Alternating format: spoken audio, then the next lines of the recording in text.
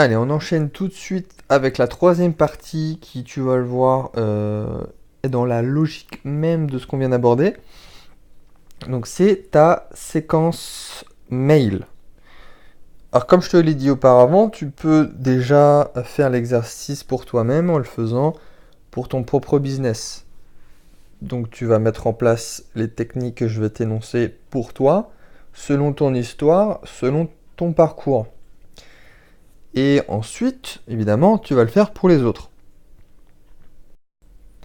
Alors, ce que je fais des fois, même souvent, c'est que au fur et à mesure que je vais avoir une séquence qui grossit, euh, je vais reprendre certaines de ces idées pour en faire du contenu pour les réseaux sociaux.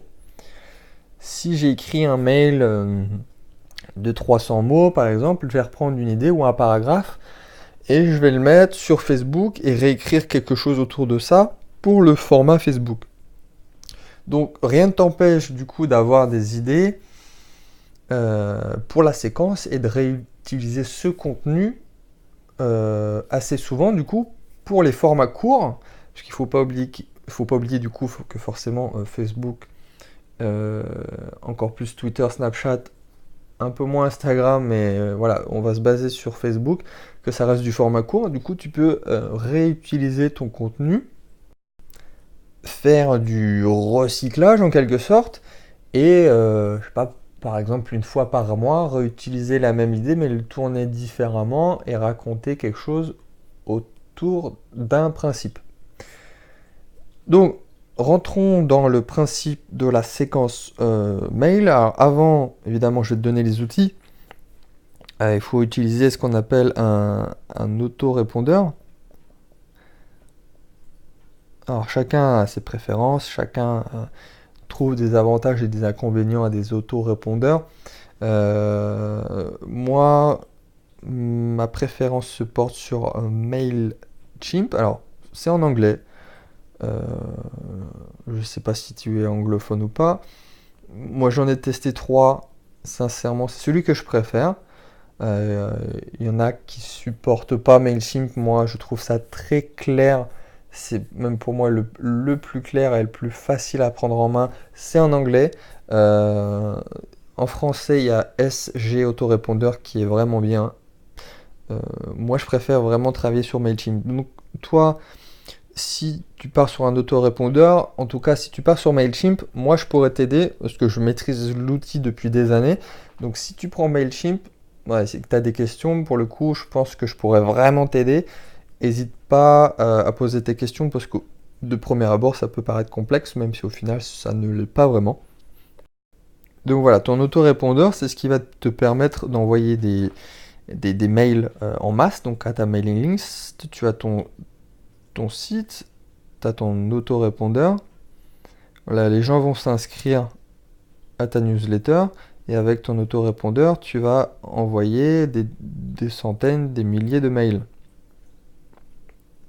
Ça sert qu'à ça. Donc tu peux, il y a plusieurs fonctions sur un autorépondeur. Tu peux avoir ta séquence avec mail 1, mail 2, mail 3, voilà, ainsi de suite, mail 10. Donc quand une personne va s'inscrire, elle va recevoir le premier mail et ensuite le lendemain le deuxième et ainsi de suite. Voilà, tu peux vraiment tout paramétrer, le nombre de jours entre chaque, voilà, ainsi de suite. Donc admettons un par jour, au jour 10, il va recevoir le mail 10 et tu n'as rien à faire. Donc c'est en automatique. Et c'est ça qui est génial, c'est dans l'idée d'automatiser ton business. Toi, tu n'as plus qu'à te préoccuper à une seule chose, ramener du trafic, ramener des personnes sur le début de l'entonnoir. Et ensuite, la logique fait que voilà, tu n'as plus rien à faire et que tout va se faire jusqu'à l'étape finale de la vente. Euh, Tu peux, bon, il y a plein d'autres options. Tu peux aussi envoyer ce qu'on appelle des campagnes. Donc là, ça va pas être quelque chose qui va être dans ta séquence même mail. Ça va être vraiment des mails one shot que tu vas utiliser pour faire, pour suivre l'actualité, pour donner ton actualité, pour faire des promotions. Donc ça va être vraiment quelque chose que tu veux envoyer à une date précise, qui est différente de ta séquence. Alors ensuite, comment tu fais le lien entre ton site et ton autorépondeur? Bon, bah ça dépend évidemment de quelle forme du site que tu as et quel autorépondeur tu as, mais le concept global de la chose est tout le temps le même. C'est que tu vas devoir intégrer un formulaire de capture, donc où les gens vont s'inscrire pour recevoir la fameuse newsletter. Mais c'est vraiment très simple, hein. C'est soit un code intégré directement sur la page du site, ou il y a même des applications qui te permettent de faire le lien entre les deux et de tout simplement, voilà, tu installes l'application, tu as juste à ouvrir tes deux comptes et ça va se faire automatiquement. Donc si tu as des problèmes sur la technique, voilà, mets ça sur le groupe privé Facebook. Moi, voilà, je vais pas rentrer à chaque fois dans la technique pure et dure, sinon la formation, elle va durer 200 heures. Si tu as un problème, je réponds ou quelqu'un d'autre va te répondre, ça c'est sûr. Donc maintenant, on va passer au plus important, parce que bon, la technique c'est bien beau, mais tout le monde peut le faire. C'est pas là qu'on va faire la différence. C'est pour ça que j'ai pas envie de m'attarder là-dessus. Ce qui va faire la différence, c'est vraiment ta séquence mail et l'utilisation de tous les principes qu'on a abordés jusqu'ici. Donc, sur quoi repose le principe de ta séquence? Donc, je vais le redire encore une fois, mais c'est très important, c'est le fait de donner pour recevoir. Ça, c'est un principe universel de l'être humain. Quand tu donnes, tu reçois. Si tu zappes cette étape, la première étape de donner, tu vas quasiment jamais recevoir. Il y en a, pourtant c'est un principe très, très basique de la vente, c'est que pour recevoir, il faut avoir donné avant. Et en fait, le schéma n'est pas exactement celui-ci. Le schéma, donc, c'est donner, ensuite demander pour recevoir. Donc ça, c'est le vrai schéma. Étape 1, tu vas donner, tu vas donner du contenu, tu vas donner de la valeur, tu vas éduquer les gens. Ensuite, tu vas demander, donc c'est le fameux appel à l'action, pour recevoir. Voilà, ça va être ta vente. Et donc ce principe, tu peux très bien le mettre en place avec une séquence logique, une, voilà, une séquence logique de communication. Et en fait, c'est comme si tu rencontres quelqu'un. Voilà, tu rencontres quelqu'un pour la première fois, tu n'as jamais rencontré cette personne, tu sais même pas comment elle s'appelle. Et ça suit un principe logique. Voilà, tu retiens son nom, c'est la première chose que tu vas essayer de faire. Puis tu vas avoir voilà, une discussion. Tu vas ensuite essayer de retenir son parcours, d'où elle vient, voilà, qu'est-ce qu'elle fait, pourquoi elle en est arrivée là. Et après, ensuite, tu vas lui faire confiance. Toi, c'est logique, tu te poseras même pas la question de prime abord avec un être humain. Tu fais jamais confiance à quelqu'un que tu connais pas. Voilà, voilà, il y a une personne en face de toi, tu connais pas son prénom, tu vas pas lui faire confiance, tu vas pas lui donner les clés de ta maison. C'est logique. Il y a une question de relationnel là-dedans, donc tu retiens son nom, tu retiens son parcours, tu commences à bien la connaître, tu rentres en profondeur, et après tu lui fais confiance. Et c'est exactement pareil avec un business. S'il y a une entreprise qui tout de suite te demande quelque chose, vas-y, achète, achète, achète, jamais tu vas acheter, d'ailleurs tu lui feras jamais confiance, et tu sais même pas qu'est-ce qu'elle propose, son histoire, voilà. Et ta séquence va répondre à cette idée, en fait, surtout à l'idée-là, où tu vas donner toutes les informations nécessaires. Toutes les informations nécessaires pour recevoir. Et une fois que ta séquence sera bien en place, donc tu vas faire l'appel à l'action, tu vas demander pour recevoir. Donc, la toute première étape, après quand je dis étape, ça peut être aussi le tout premier mail. Faut se faire connaître. Donc voilà, l'étape 1, ça va être connaître. Mais connaître, en tout premier, parler d'eux. quand je dis parler d'eux, donc parler du lecteur, parler de toutes les personnes qui vont lire ce mail. Donc, qu'est-ce que j'entends par là? C'est bon, tu vas rapidement dire qui tu es, qui est l'entreprise, mais ensuite tu vas vite partir sur l'idée, tu vas leur montrer qu'on comprend qui ils sont. Voilà, tu vas leur montrer dans le mail que l'entreprise ou que le commerçant comprend les problèmes de la personne en parlant d'elle. Et ça revient à ce que je disais tout à l'heure, notamment avec l'exemple du coiffeur, où tu vas leur dire, tu vas leur exposer leurs problèmes et tu vas leur dire que tu comprends leurs peurs et tu vas essayer de les rassurer. Donc ça, c'est dans le tout premier mail. Et en fait, il faut faire ça dans le tout premier pour que ça soit mémorable. C'est la fameuse accroche. T'as rarement une deuxième chance. Enfin, il y a peut-être certaines personnes qui vont lire ton deuxième email, mais dans l'idée, c'est de ne pas perdre de personne entre le premier et le deuxième. Donc voilà, tu parles de la personne, c'est vraiment ce qui lui importe le plus. Tu montres qui tu es et tu leur montres qu'on comprend qui elles sont.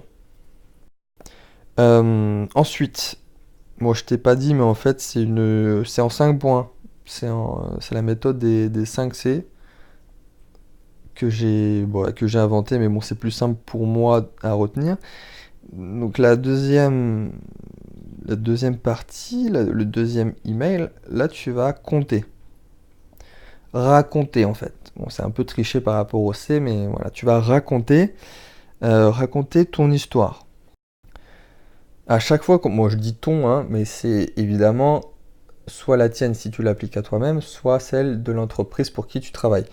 Donc là, tu racontes ton histoire, ça faut que ça soit une étude de cas en quelque sorte. Et le meilleur moyen pour se connecter à quelqu'un, c'est l'histoire.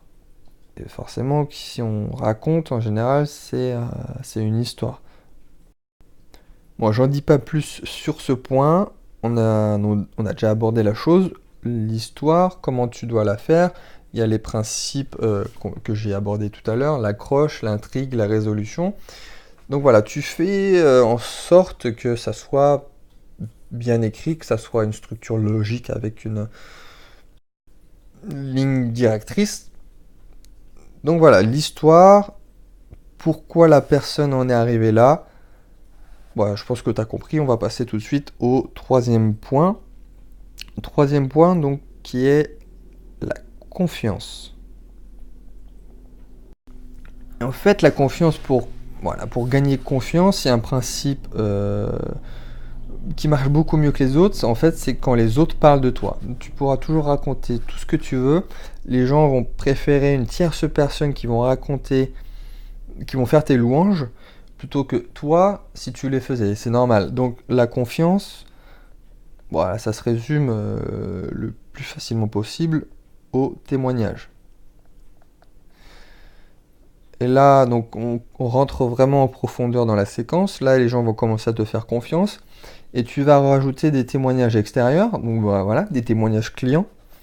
Tu peux en mettre 1, 2, 3. Et à partir de là, ils vont vraiment rentrer dans le processus de te faire confiance après avoir connu ton parcours. Donc ensuite, le quatrième point, croire. Et là, on rentre plus dans quelque chose de plus subtil où on va essayer de les éduquer. C'est-à-dire que jusque-là, on a donné de l'information, on a raconté une histoire, on était plus dans le divertissement et voilà, rentrer, avoir une relation de confiance. Dans le quatrième point, on va essayer d'éduquer et de ce qu'on appelle l'autorité. Une fois que les gens vont lire ça, tu vas faire preuve d'autorité, tu vas asseoir ton autorité et montrer que tu en sais plus que les autres. Alors, croire, pourquoi j'ai mis croire? J'ai une technique très simple que j'utilise à chaque fois, c'est de tout simplement répondre à une question. Bon, évidemment, tu la mets dans le contexte. Donc tu vas essayer de répondre à ce début de phrase, c'est la plupart des gens croient. Voilà. Donc tu vas tourner ton mail autour de cette phrase, la plupart des gens croient que ça, et tu vas démontrer que ce n'est pas le cas. Et en démontrant quelque chose qui reste une croyance populaire, tu vas montrer que tu sais des choses, et donc c'est avec ça que tu vas asseoir ton autorité. Donc la plupart des gens croient, et tu leur donnes l'information, tu leur donnes une information, et voilà, c'est une question d'éducation. Et la dernière étape, convertir. Alors là, c'est simple. Du coup, on a vraiment passé en revue tout ce qu'il fallait. Les personnes nous font confiance. On les a éduqués, donc on est vraiment rentré dans l'autorité. Et donc là-dessus, on peut faire donc le direct marketing. Voilà, on passe pas par 4 chemins. On a fait tout ce qu'il fallait auparavant. Les gens font confiance, donc direct marketing, page de vente. Tu peux proposer ce que tu as proposé tout simplement. On est dans l'étape demander là. Et tu renvoies vers ton offre. Alors ce qui est efficace, c'est que tu peux proposer une promotion. Quand on arrive là, tu peux moins 10% sur votre repas en montrant cet email, moins 10% sur votre prochain bouquet de fleurs, moins 10% sur... Voilà. Donc là, psychologiquement, les gens vous connaissent. Et en plus, vous leur proposez une promotion. Vous pouvez y aller direct. Vous proposez votre service, vous leur demandez de venir chez vous ou de commander directement. C'est pour ça que j'ai parlé d'une page de vente. Un appel à l'action basique et vous convertissez la personne. Alors, là, on a abordé 5 étapes. Ça peut être 5 mails, comme je t'ai dit, mais ça peut être un peu plus. Notamment au niveau du 2e, 3e et 4e point. Là, tu peux faire un seul mail, ça suffit. Là, tu peux faire un seul mail, ça suffit. Mais l'histoire, tu peux faire 2-3 mails là-dessus. Témoignage aussi, 2-3 mails là-dessus. Et tu peux faire 2 mails sur une croyance autour de ta thématique. Voilà, donc tu peux te retrouver avec une séquence de 10 mails au final, si effectivement tu fais 3 mails là, 3 mails là, 2 mails là, ce qui est très bien. Et tu fais ton mail final convertir au 10e. Alors ça, c'est ta séquence de base qui doit être le plus efficace possible. Elle doit pas être trop longue, donc voilà, entre 5 et 10 vraiment. Et c'est ce qui va te permettre de faire un gros coup rapidement, ramener du monde rapidement, quelque chose d'efficace. Alors ensuite, tu pourras continuer à faire du mail. Tu vas pas te restreindre coûte que coûte à 10 parce que je t'ai dit 10. Non, tu en feras d'autres après. Tu pourras faire un 11e une semaine après, par exemple, et en faire un 20e 3 mois plus tard, en faisant un mail histoire, en faisant un mail témoignage, en faisant un mail autorité, pour garder le contact. En rajoutant un nouveau service par là, en rajoutant une promotion par là, c'est dans l'optique de garder contact régulièrement, ne pas perdre le contact et surtout tout ce que tu as fait, ne pas perdre la confiance. Et au final, bon là, ça peut te paraître beaucoup. Bon, ça va peut-être l'être la première fois que tu vas le faire. Tu vas réutiliser ta trame générale sur d'autres business, donc ça va prendre moins de temps. Et surtout, une fois que tu auras fait ta séquence globale, ça va te prendre beaucoup moins de temps. Tu vas peut-être faire 1-2 mails par mois. Bah, plus si tu veux, c'est encore mieux. Surtout si tu n'as pas beaucoup de clients. Tu pourras vraiment te rester focus sur eux. Mais voilà, 2 mails par mois, ça peut être très bien. Ça peut être une promotion et une nouvelle histoire que tu racontes. Et ouais, j'ai remarqué, il y a notamment il y a une chaîne de restaurants qui font ça très bien. Alors peut-être que tu connais. Voilà, c'est Tommy's Dinner. Et en fait, ils ont un nouveau principe, une nouvelle promotion chaque mois. Ils ont une newsletter vraiment très très très qualitative. Et chaque mois, ils proposent une nouvelle thématique. Et dans la nouvelle thématique, en plus, ils proposent une nouvelle promotion par mois. Alors ça peut être quelque chose de cyclique que tu réutilises tous les ans à la même période. Tous les mois de juillet, tu vas réutiliser la même offre et tu vas pouvoir faire la même chose sur les autres restaurants, utiliser le même cycle. Mais tout simplement rester sur un schéma comme ça avec la technique des 5S. Alors ce que je t'ai dit tout à l'heure aussi, c'est que tu peux réutiliser du contenu que tu as utilisé dans tes séquences pour les mettre sur les réseaux sociaux. C'est-à-dire que tu pourras reprendre un témoignage que tu as fait et le mettre sur Facebook, réutiliser une partie de l'histoire, puis une deuxième partie de l'histoire, une troisième partie de l'histoire et le mettre sur Facebook. Pareil, si tu mets des photos, rien ne t'empêche, quand tu racontes une histoire ou quand tu fais preuve d'autorité, de mettre des photos et tu peux les mettre sur Instagram. Enfin voilà, ne pas se restreindre et de dire que tu as fait du contenu une fois que tu peux pas le réutiliser. Et tu peux réutiliser plusieurs fois. Ce que je t'ai dit, c'est du recyclage. Tu peux raconter plusieurs fois la même histoire, mais différemment, sous des angles différents. Voilà, tu t'embêtes pas à essayer de vraiment que ça soit toujours quelque chose de nouveau, sinon tu vas te creuser la tête pour rien des fois. Et voilà, il faut rester efficace.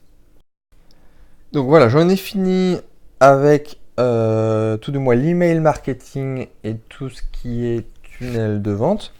C'est quelque chose qui est très puissant, c'est quelque chose que tu dois essayer d'appliquer en tout cas systématiquement.